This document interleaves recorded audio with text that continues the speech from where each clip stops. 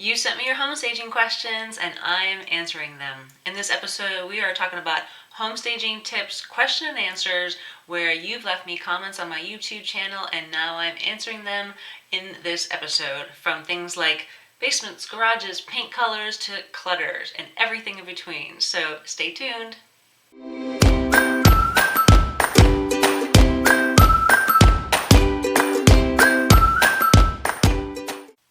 Hey there, home sellers. Welcome back to another creative home staging show. My name is Kasha, and today I am answering your home staging questions because there are some of you out there that love to leave comments on my other YouTube videos, and I'm going to cover a few of them today in this session because these are actually things that you probably are thinking about. Maybe you have thought about it and wondering, well, I don't want to write anything, but someone else asked the questions for you.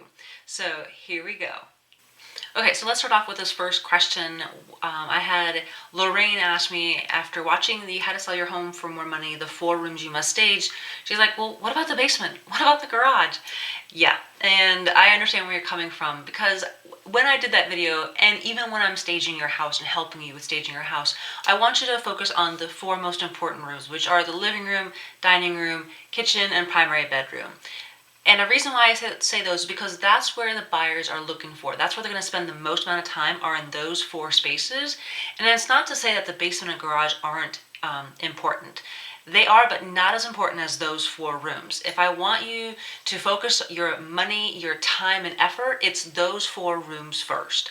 Now, if you've gotten those rooms taken care of, staged, painted, cleaned, decluttered, all the things that I talk about in my new online home staging course called Home Staging Basics, I go through all of those things and explain the layouts and what you need to do, what you need to remove, what you need to add, what things to keep out. But when it comes to the basement or the garage, once you're done with those 4 rooms, then you work on the next ones, okay? So with a basement, it really depends on whether it's a finished basement. I had one homeowner who was in the middle of drywalling their basement, and it wasn't going to be done. I think they just managed to just get the drywall on, and that's it. So because it was something that was in the middle of a construction project, they were moving, they're military, there was no way it was going to get done before they go.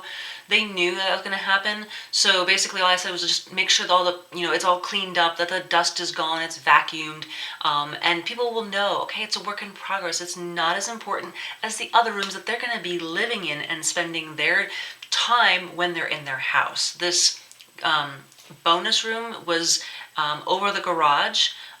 It could have been a basement, it could be whatever, but those types of things are not as important to show off. You just show off the space, show off the size, show them that yes, there's lighting and there's heat in here, and they'll get the chance to paint it, but it's not as important as the other ones. Now, as a basement, if it's unfinished, then yeah, you're going to show it in that state. Don't show it, as a storage room, unless that's what it's meant to be, as a storage room.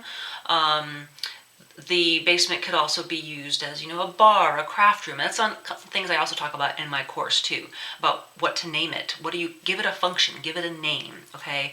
As far as the garage, that one I would not fill up with boxes of things that you've pulled out because you're trying to stage your house. But at least maybe have to manage to fit a car in there, okay?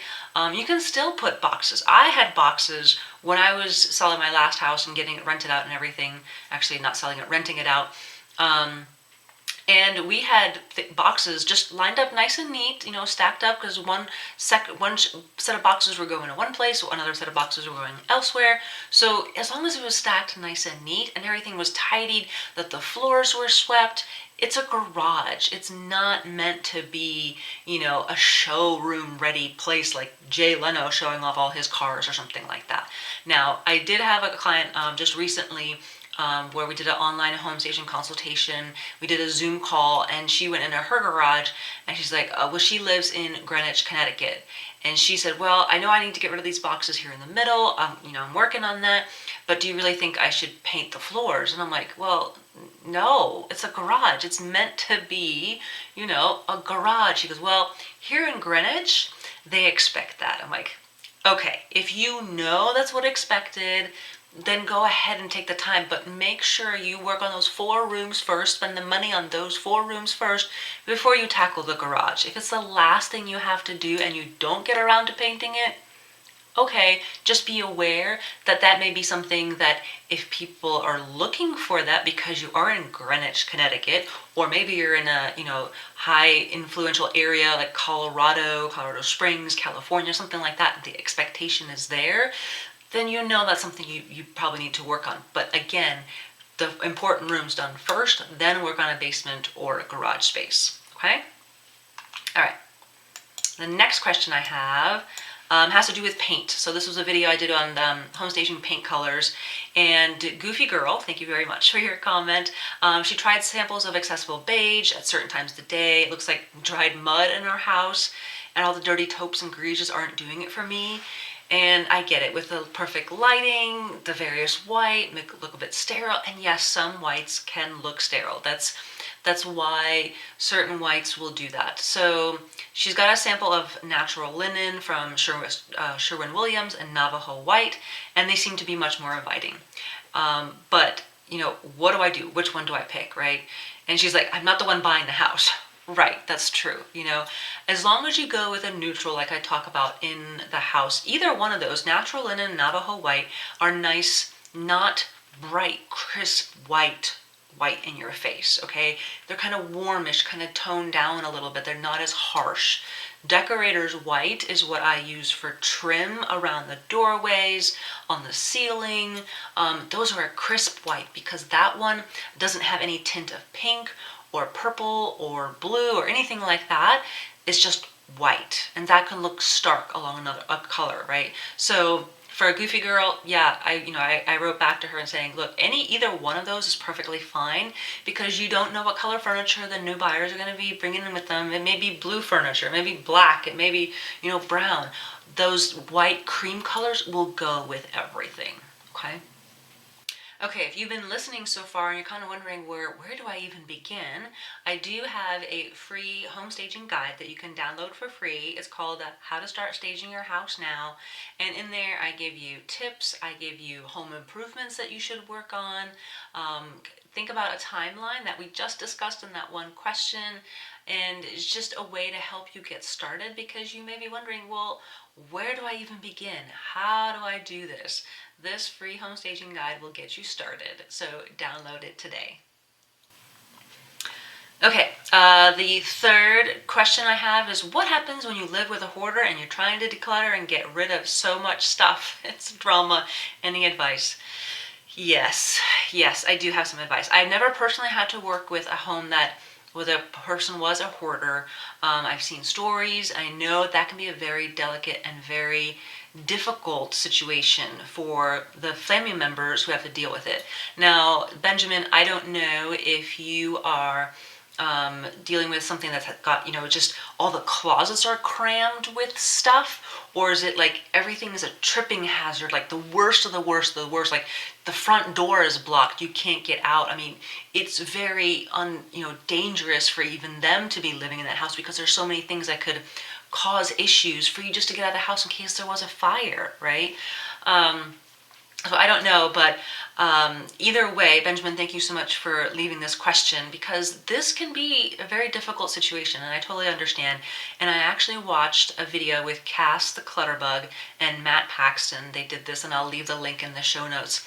And Matt has his own company, and he travels around the country, around the US, and helps different people with hoarding issues, and helps them declutter their house and get them to start a new chapter in life, whether it's to move with the family, maybe it's just to clear the house and live with it in a better situation. But he does charge a lot of money. Listen to the video, you might be shocked as to how much it really does cost to do that. But basically what he said was something that kind of struck a nerve with me, and I'm like, oh, yeah, you're a genius, Matt, I must say. And he said, have them pick out 5 things that are most important to them. 5 things.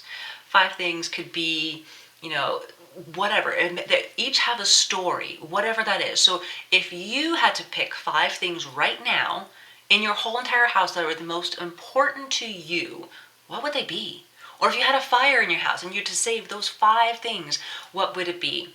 And what he mentioned was you can, write, a couple pages about why it's important to them. Everything has a story, and there's a reason why that's important to them. Sentimental value, they got it from someone, whatever it is, whatever the story is, that's important to them. And then what he did was he had them put it in a bin, and then they zip tied it, put their name on it, locked it up so that no one could ever steal it and take it away from them. So then what they did was then they realized, okay, I have these 5 things that are now safe. What can I do about, the rest of the stuff in here? Is the rest of the stuff not as important? So I did the same exercise. I'm thinking here, okay, what if I had to pick 5 things? What are 5 most important things in my house? Things, not people, things. And I'm looking around going, really, there's 1, maybe 2. 1 is obviously like the safe, like a mobile safe, with our important documents. Okay, yeah, not fun, but it's there, like passports and things like that, right? But the other one is this travel gnome, as we call it, and he's about 3 feet tall, and he has this big hat, like a gnome hat, made out of fabric and everything. And on his hat, we had all the flags put on there, sewn on there, of the places we traveled when we were stationed in Germany. And so it was where our family traveled. And to me, that was something that was very precious to me, of all the memories that we made as a family traveling to all those countries, right? We went to Switzerland, we went to Morocco, we went to Finland, we went to all these different places. And I'm like, we had funny stories in each place. We had, that's our favorite Airbnb. Remember that restaurant and so. There's stories behind it. So to me, that travel gnome would be the one thing I would rescue from the fire. It would be that, right? So once you realize that and you look around, you're like, oh, well, then that hutch or that china set, not as important, right? Like, it could be replaced. But if you think of the 5 things, what are those 5 things? So Benjamin, if you are watching this, I'd love to hear, what are your 5 things? I'd love to hear if you guys have your comments. Leave the comment in the videos, because I love seeing these comments. You guys are fantastic. I love being able to respond to I'm trying to get to almost every single one of them, but it takes me a while to get through them. But this was a great question, so I will leave the link in the show notes with the video to Cass talking to Matt. Okay. And then the last question I have is from Cindy Menard. Our house is up for sale at the time of this video. It's been on the market for 45 days. Built, and updates need to be done. One being popcorn ceilings. If the house doesn't sell well, we have a list of upgrades we'll be tackling. And my question is, where do you draw the line on updates? Like, okay, I get the ceilings, the paint, minor details, but what about windows and bathrooms? Do you invest in those upgrades as well? And what I wrote back to Cindy was, I said, look, I would not go in and go update those windows. We actually bought a house back in, it was in Virginia, so this was in 2007. It was a colonial home, built originally in 1970 something. Beautiful brick colonial home in Virginia, okay? And we knew it had good bones, but the windows, after we moved in, we realized that they were, some of them were single pane, some of them opened up mysteriously in the middle of the day on the first floor, and yeah, our heating bill, yeah, we were heating the squirrels living outside. Yeah, that's how bad it was. So, and our first electric bill, I think I want to say, was like $500. I was like, oh my God, what? What is going on here? So we, as a new homeowners, put the money in to go buy new windows. I think it was like 22 new windows.